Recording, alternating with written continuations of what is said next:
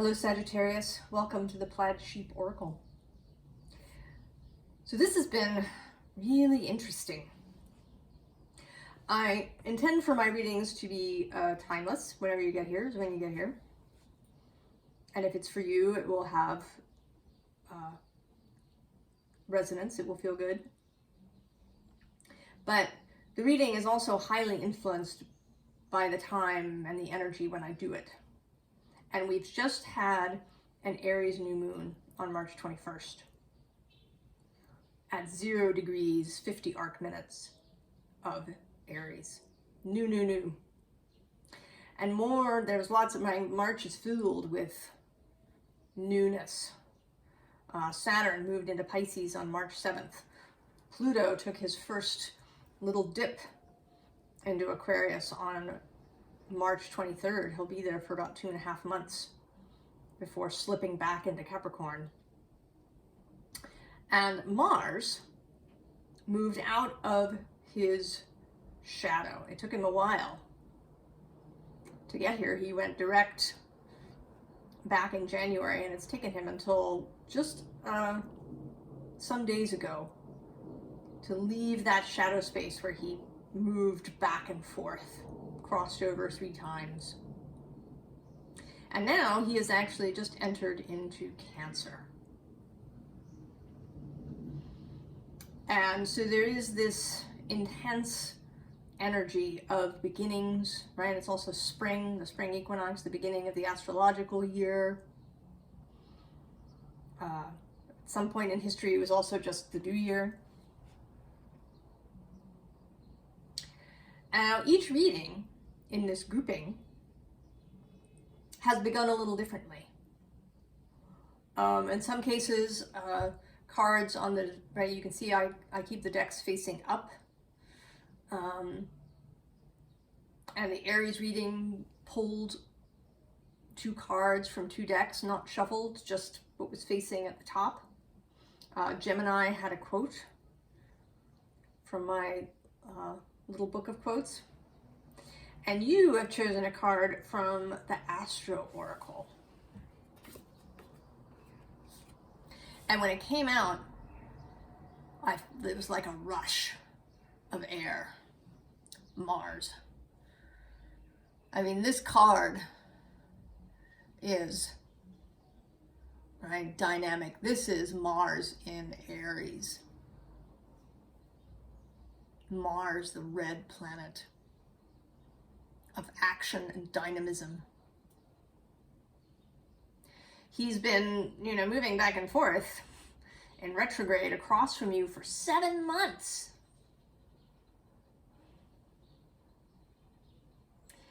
And, Gemini, although it's a kind of, right, it's a fast moving sort of energy, Gemini, it's mutable, but it's like a kind of a back and forth thing. Right, Gemini can go over here, and then it can go over there, and then, maybe it sees a shiny object over here. Whereas Sagittarius is, right, laser focused. You've pulled back your arrow, it's shot, it finds that one spot in the target. Right, from the Gemini-Sagittarius axis, right, Gemini is kind of gathering, right, gathering information, gathering as much information as possible. And then Sagittarius is making a clear choice out of all of that stuff that's been gathered. So I suspect that you have been incredibly frustrated for these past 7 months, Sagittarius, as Mars has been retrograde through your sign, right? He started to go through, he got all the way to 25, and then he stopped and turned around and went all the way back to 8 degrees. Maddening. I identify with that. I have an Aries sun, so this Mars back and forth, I felt that.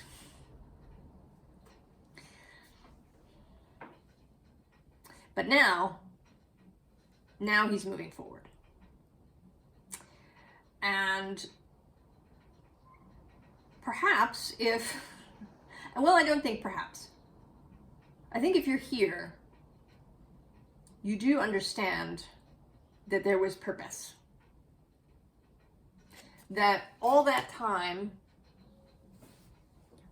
that we've all kind of been in this stillness, this night, this quiet space, that there was purpose. That self-reflection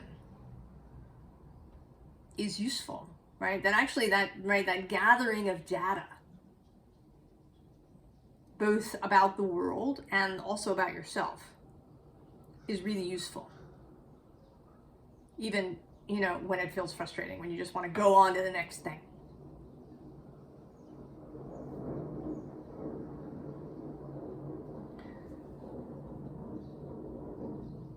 So here we begin, interestingly, with the Ten of Wands. And in this deck, right, the wands are just there. Nobody's hauling them around.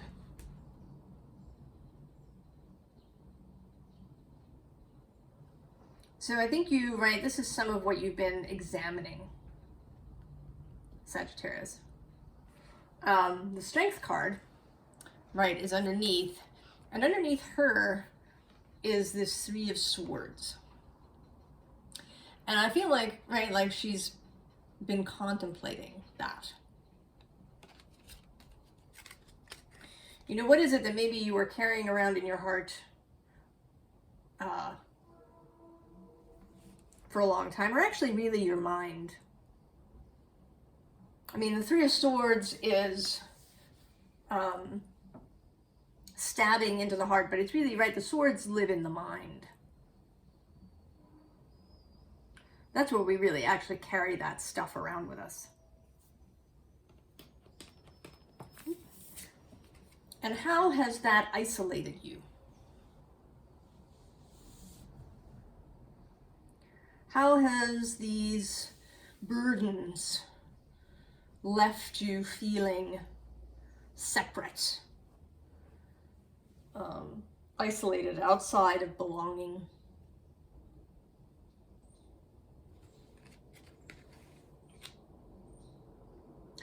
And now, right now, there is this new energy. And it is, right, an energy of celebration.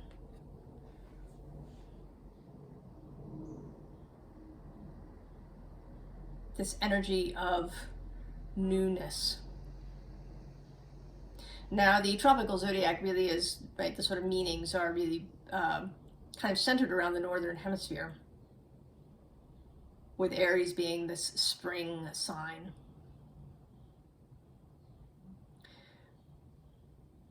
But even if you live in the southern hemisphere and you're entering fall, there is still a newness. And for you, perhaps, if you are down there, a harvest. Right here, we've been through winter in the quiet, in the stillness, examining our burdens and our pains and how we got here. And you perhaps have been doing a more active work if you're in the south through summer, and now you have a harvest. So wherever you are, this energy is a transition into something that has not been before. And something that has come up repeatedly, and it's actually shown up in other conversations and readings and videos that I've watched, is this sense of leaving whatever has happened before behind. If you've been watching many astrological videos about Pluto, for example, moving into Aquarius, because he hasn't been there in more than 240 years, we don't have a more current example, right? We have a more current example for, the last time Mars was in Gemini, but Pluto, so we look back to this time, during the American Revolution in 1777 when he entered there. previously and was there till 1797. But the message that I have is to forget that. Forget it. Because if you obsess, right, or even if you don't obsess, if you take that as your template, then you're kind of, right, you're placing an energetic limit on what it can mean. Forget what happened before. In the past, you know, with your personal transits, right, the last time Mars was in Gemini, or the last time Saturn was in Pisces, or you know, the last time Jupiter was in Taurus, where he's going next. Do not use the past as a template for what is coming next.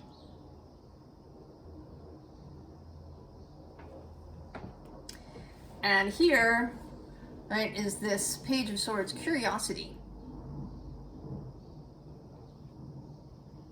Right, you may get impatient, right, with that Gemini energy, perhaps.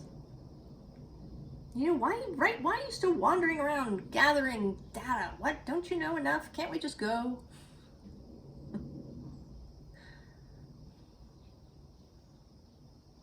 But consistently just going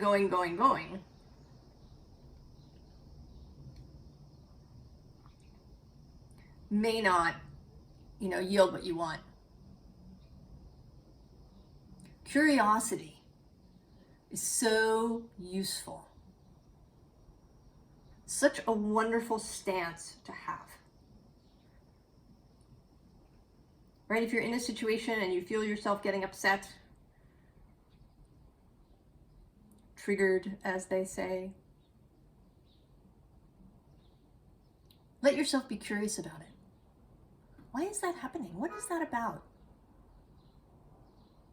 You know, you might have to leave the space, right? You know, you don't have to hang around and and have this reaction in the space, but right, leave. Right, you're reading something online, gets all your hackles up.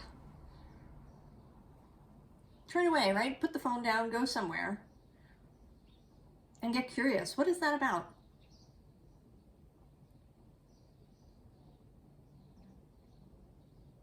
And I think that you've already been doing this. I think this card is coming up because you have been practicing this curiosity.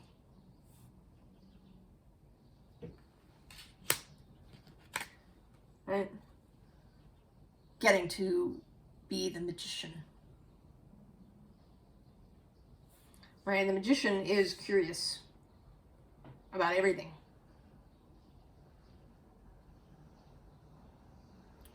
Right? Mercury energy, which is Gemini. I actually think that the magician has things in common with all the planets. Right? He's curious and flexible and open like Mercury. He's sensual and earthy like Venus. He's dynamic like Mars. He's expansive like Jupiter. He brings things into form like Saturn. He's sudden and innovative and electric like Uranus.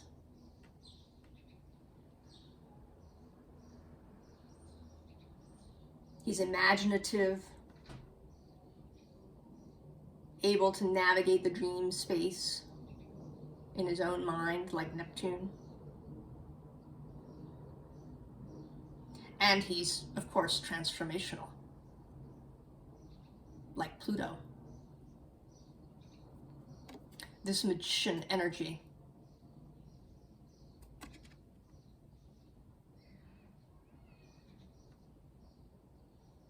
Right, the magician energy is all these things.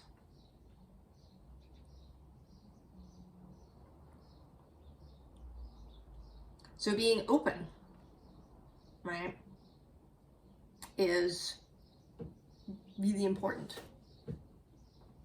to practicing magic. Now, whether you do it like actually, right, you practice magic, spells and things of that nature, right, or high magic if you do, or if it's just about how you move through your life, right, how you communicate with people, how you make decisions,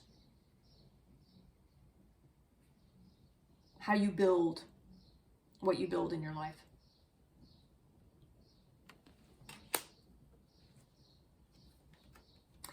And here we have the Hermit, right, following your star. And underneath him actually is this Chariot card, and this has a star too. So, you know, you're going to start out walking, I think. And then maybe you're going to be able to get into your chariot and go faster.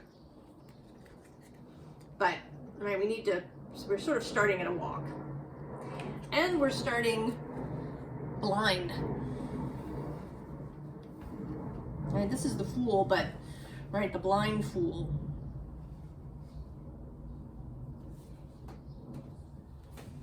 Right, there's going to be a lot that we cannot see. Because we've decided that we're not going to use the past as a template. That means that we don't know what's coming. Not really. I mean, we can dream it, right? We can be the magician.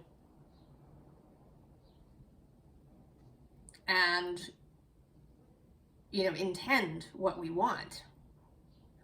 But there's still a lot of unknowns, right? You may intend for, you know, a wonderful new home. And you know, you kind of broadly know what state or city or country it needs to be in. But there's still a lot of unknowns. Right? How you're going to find it, exactly where it is. Maybe how you're going to pay for it. All of these things. So comfort with blindness. And, you know, the dog is not blindfolded. Right, I think the dog here is the stand-in for our soul self, that part of us that is in constant contact with Source.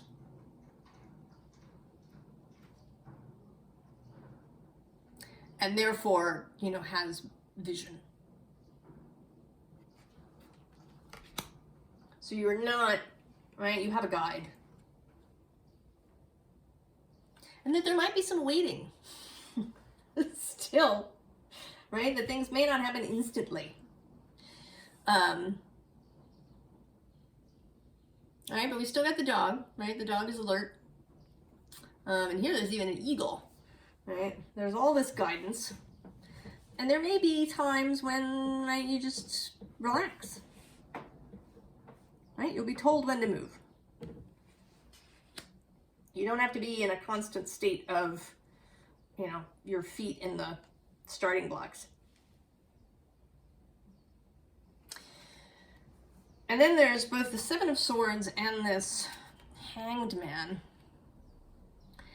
And, you know, this sort of Hanged Man is a little bit, right, it's more about sacrifice than about different perspective. But I think this is about, right, minding your mind. That will probably be the biggest challenge, is minding your mind. That it doesn't carry you off somewhere into dark corners. Keeping, right, that's the discipline. Right, to not perseverate, to not try and control what's happening. Right, that in those moments when you have to, you know, sort of wait, that you're not, you know, sort of bouncing around and trying to free yourself unnecessarily.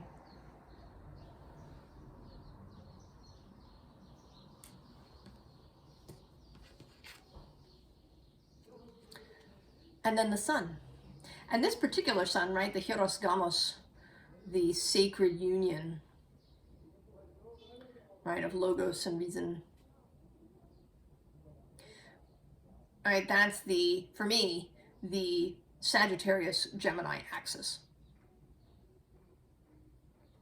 Really getting comfortable with that other side.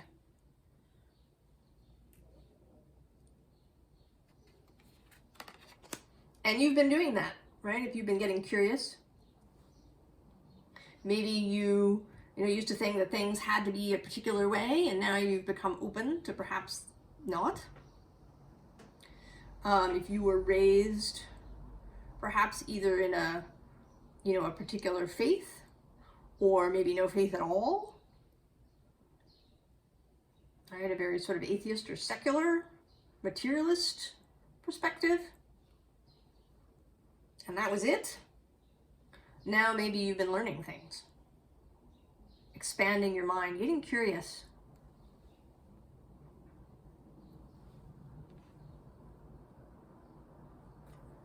Right? And so you got growth, followed by this cave. And I think, right, that you're about to come out. That this isolation that you've found yourself in. Maybe because you couldn't, maybe because you didn't find like-minded people. Perhaps. Especially now. You'll hear a lot of people talk about how we've become, really polarized. And I always find myself thinking that really what's happening is that it's become more apparent. I think that these sides, whatever sides they may be, have existed for a really long time. They just weren't as obvious. They were not expressed so much. But I think, we tend to forget. All right? There tends to be peaks. Actually, not the last time Pluto was in Aquarius, but the time before, in the 1500s, was just after he'd met with Saturn in Capricorn. And that was a time of polarization in Europe, at least, between Protestant and Catholic. And that was a deep and vitriolic divide that lasted long after. So this, these divides have been here. They just haven't always been as apparent. That's one of Pluto's jobs, is to bring things into view. And I think that he has been doing that. And he's going to continue. That is something that will, that will be part of the energy of Pluto, I think, is more revelation. I think there's always, with Pluto, revelation. Seeing things newly, things perhaps that were clouded or buried.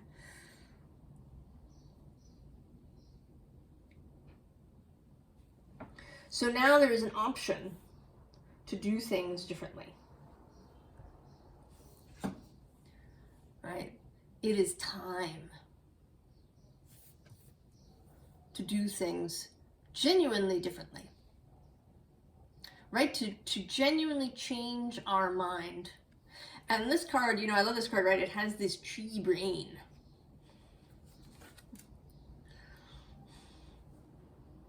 Right? I think all these, these earth elements, these plants, this cave covered in moss,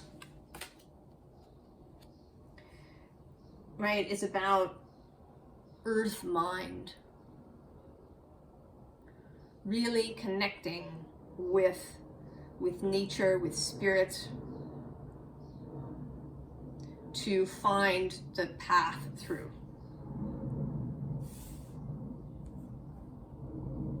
Right? And that will allow you to come out of isolation, because you won't feel so vulnerable. Right? That's really why we isolate. because we feel vulnerable. Right? If we don't belong, right? If there's nobody, if we feel like no one has our back, if we feel like bad things can happen at any moment, you know, that people are awful or the world is awful, or right, we isolate ourselves from it. But if we can really connect to the power of nature and the power of spirit that can come through both through you and through Gemini across the day, then we can come out of isolation. We can feel electric.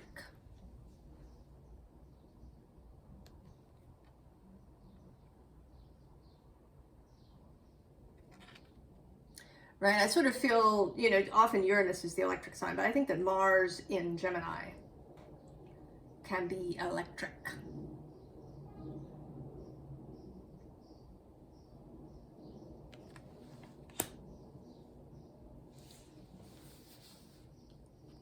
So if you have been sort of sitting by yourself, not telling anybody, perhaps, you know, not telling people how you feel, maybe keeping it a secret,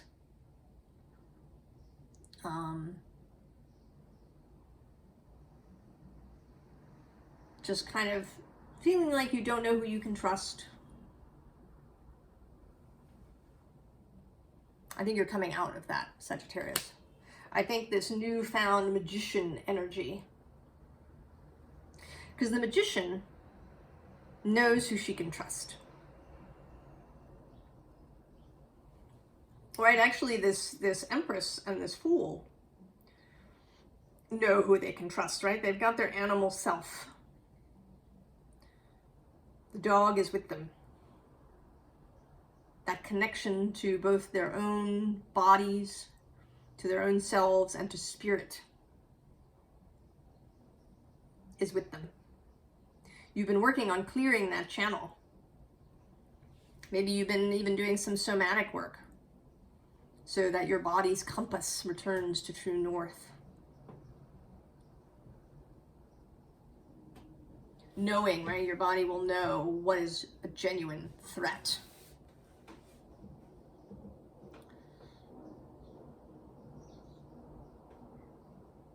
Yeah. And what is in your mind. That's why we do the work, right? We do all of this so that we can realign that body and emotional compass back to true north. Because it gets messed up in our childhood. And now, right, this sort of, right, I'm seeing that this, right, this looks like a compass rose.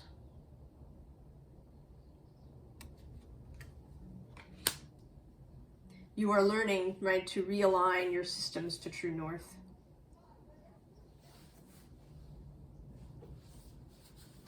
And then that gives you, right, the ability to connect to others.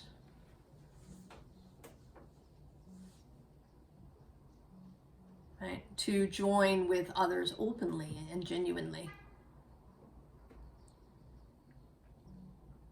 And this may be romantically or friends or family.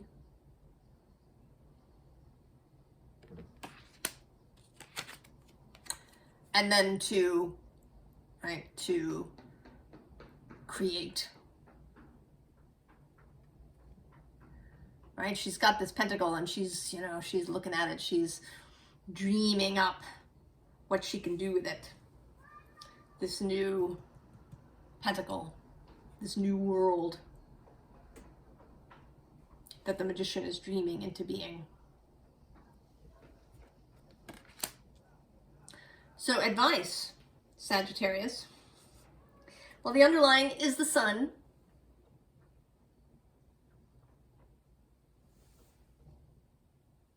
Right? Keep your focus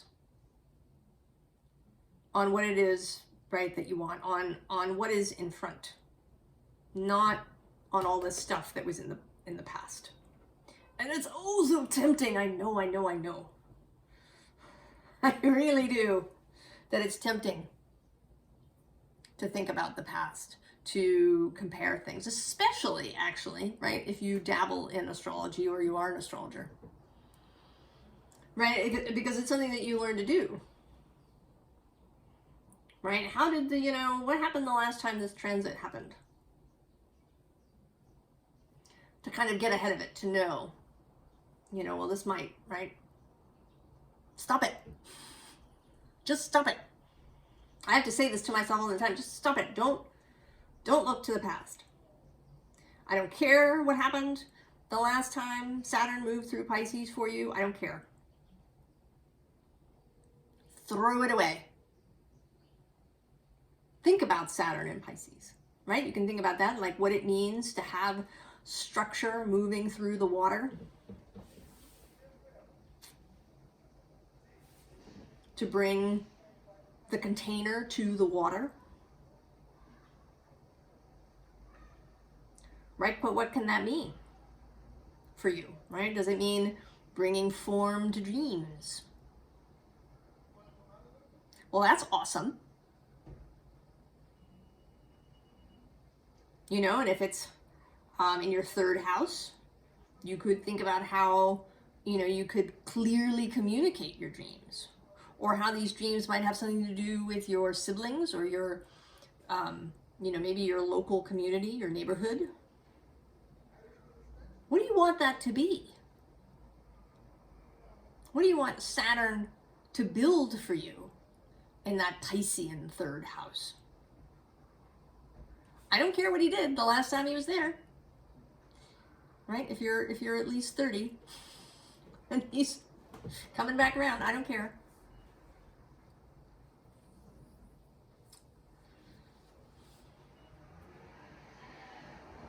What he did. I don't care what happened on the world stage. What we are doing here is building, creating a new reality for ourselves.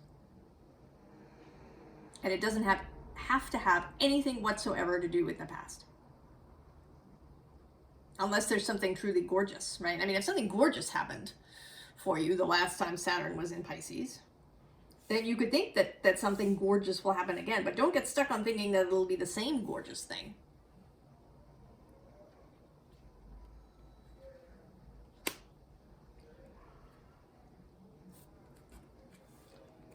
Two of Cups. Be open to friendship, new emotional connections. Three of Wands. Right? More openness to what may be coming, even if you can't see it clearly.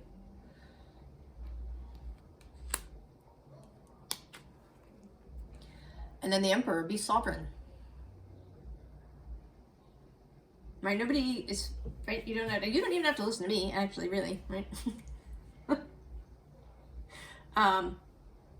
But I am suggesting to you that you be free.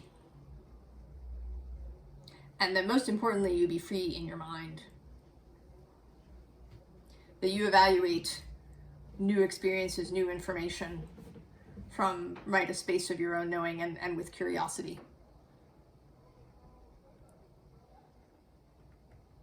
Be free, be your own leader. And, this fourth card was so interesting to me. It took me a second to understand what it meant, because sometimes, right, it has this pejorative meaning. It's the Four of Pentacles, which often is, described as stuckness, right? But in the spirit of what I've suggested, I'm throwing that out and saying that this is about stability and being willing to build something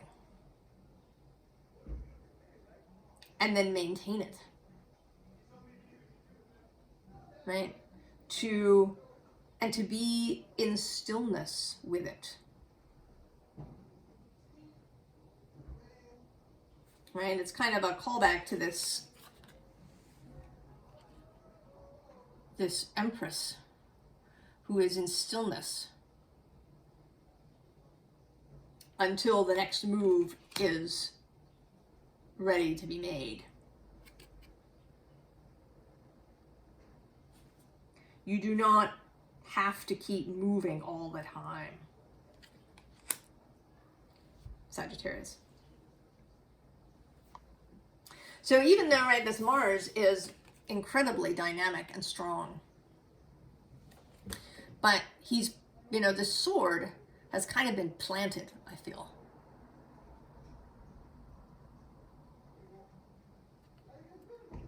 Right? He knows, right? He knows his own strength and he knows his own mind.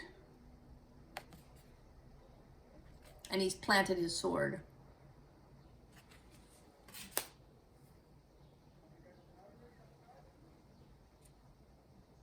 So I wish you all the best, Sagittarius. I think that you have really expanded your capabilities, your capacity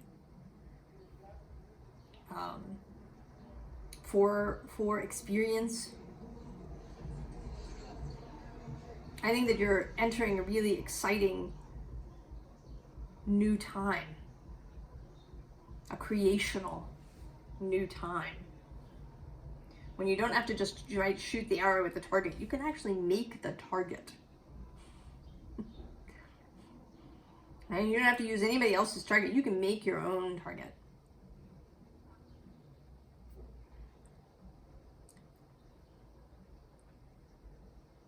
So I wish you the very best, Sagittarius, and I'm excited to see where you go.